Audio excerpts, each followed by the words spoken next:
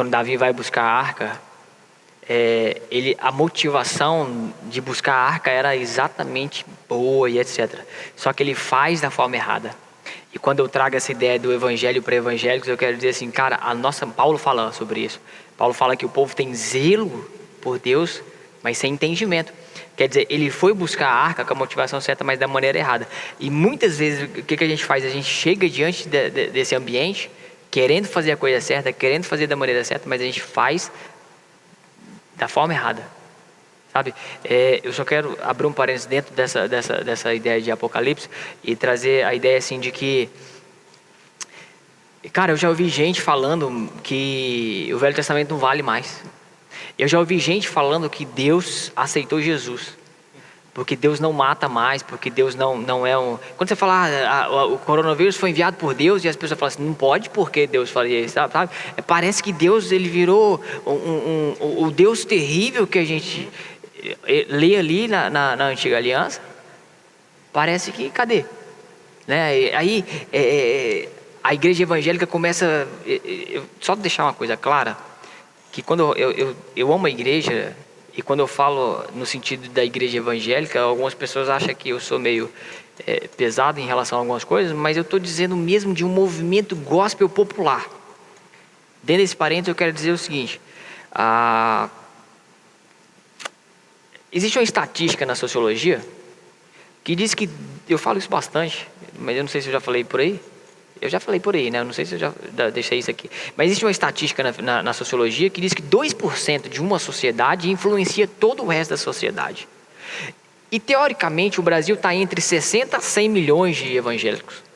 E como é que o Brasil pode ser um país tão corrupto com 60 a 100 milhões de evangélicos? Sabe o que é isso? É o cara que ele é evangélico... E ele até lê, mas ele é mais ou menos aquele cara que o Tiago fala, que lê logo, que olha e logo não põe em prática. E logo esquece e esvanece. Quer dizer, ele olha para uma verdade que está escrito, ele sabe e ele crê, não no Antigo Testamento, porque Deus agora é bonzinho.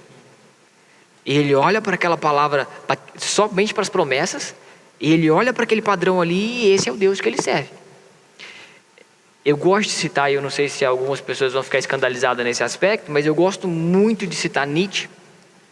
Quando Nietzsche traz a ideia, quando ele escreve ali em Zaratustra, que Zaratustra criou Deus, e logo matamos Deus, ele está trazendo um conceito muito interessante, que assim, cada um de nós temos uma perspectiva de Jesus.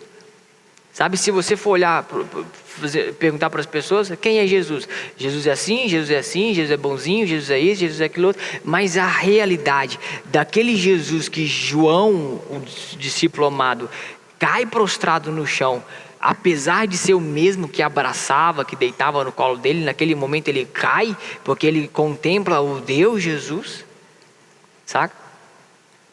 Esse Jesus, esse Deus que Paulo fala assim, considera pois a bondade e a severidade de Deus, ele é meio que deixado um pouco de lado.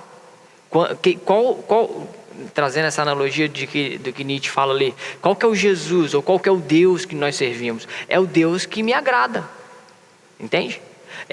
Eu corto alguns pecados que são pecados na minha vida, por quê? Porque ou isso envergonha a minha vida como evangélico, na minha sociedade, na minha comunidade gospel ali, ou se alguém descobrir que eu estou fazendo isso, estou no salvo.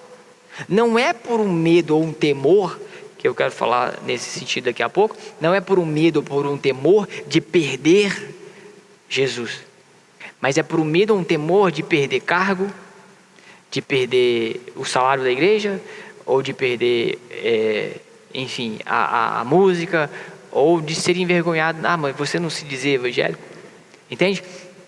Então, só para endossar essa questão dessa ideia, por isso que eu quero começar a falar mais constantemente sobre essa ideia desse Deus que nós, os evangélicos, talvez criou. Porque eu não consigo entender em um lugar onde 60 a 100 milhões, num país de 200 e poucos milhões, ainda é corrupto.